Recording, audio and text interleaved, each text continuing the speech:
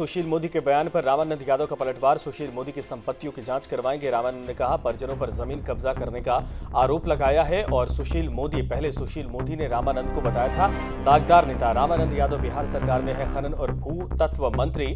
महागठबंधन सरकार के कैबिनेट विस्तार के बाद सुशील मोदी ने दागी और आपराधिक छवि के नेताओं को मंत्री बनाने का आरोप लगाते हुए जिन 4 मंत्रियों के नाम लिए थे उनमें एक रामानंद यादव भी थे।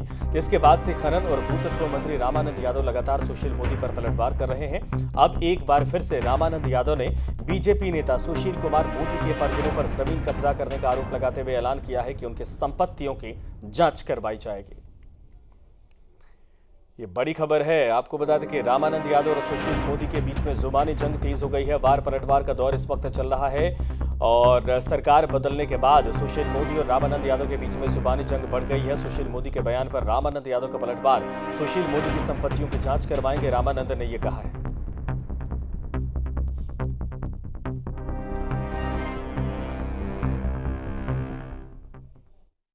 जांच करावेंगे, जांच में जो आवेगा सबके सामने खुलासा होगा। और एक तो मेरे पास है हाई कोर्ट का आदेश वाला, खेतान मार्केट का, जो डेवलपरों ने ईसाइयों के जबरन भगाया।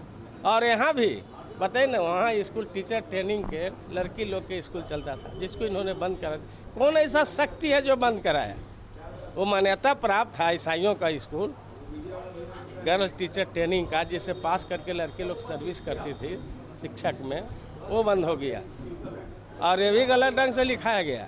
ये है लगभग 150 करोड़ के संपत्ति, जिसको 5 करोड़ में कहाँ आपका रिजर्व बैंक के माध्यम से इंग्लैंड या कहाँ भेजा गया। बहुत सारी बातें सबको हम रखेंगे, तो हमने जांच कराने की बात कहा है।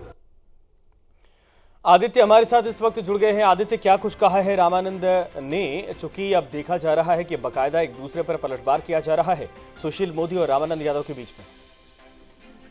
देखिए, सुशील महागठबंधन की सरकार बनते ही अगले दिन से ही सुशील मोदी जिस तरीके से बिहार में महागठबंधन सरकार में शामिल दागी मंत्रियों का मुद्दा उठाने लगे, इसमें एक नाम रामानंद यादव का भी उन्होंने लिया। उन्होंने 4 नामों को के बारे में चर्चा की थी कि रामानंद यादव, गया से जो सांसद विधायक हैं वो, उसके अलावा कार्तिक सिंह, इन तमाम 4 मंत्रियों के बारे में उन्होंने कहा था कि ये लोग दागी मंत्री हैं और किस मजबूरी में नीतीश कुमार उनको मंत्रिमंडल में शामिल किए हैं। उसी को लेकर के कल रामानंद यादव ने कल सुशील मोदी पर जमकर निशाना साधा था। उनके परिवार पर और खेतान मार्केट, पटना में जो खेतान मार्केट है, उसको लेकर के सुशील मोदी पर आरोप लगाया था कि ये जो दोनों प्रॉपर्टी है, एक तो सुशील मोदी के परिवार वाले क्रिश्चियन की जमीन पर कब्जा कर लिए हैं और दूसरा जो खेतान मार्केट जब बना था तो उस खेतान मार्केट को बनाने में भी सुशील मोदी की का ही पीछे से सहयोग रहा है। उसी को लेकर सुशील कुमार मोदी ने वीडियो भी जारी किया था, जिसमें उन्होंने राबड़ी देवी को कहा था कि आप अपने पार्टी की तरफ से आपके जो विधायक या मंत्री जो हम पर आरोप लगा रहे हैं वो प्रमाणित करवाइए कि इसमें हमारे ये जो प्रॉपर्टी है उसमें दूर दूर तक कहीं से भी मेरा इसमें संबंध है या वो प्रॉपर्टी मेरा है, तो वो उस प्रॉपर्टी को राबड़ी परिवार को दान में दे देंगे, गिफ्ट कर देंगे वो।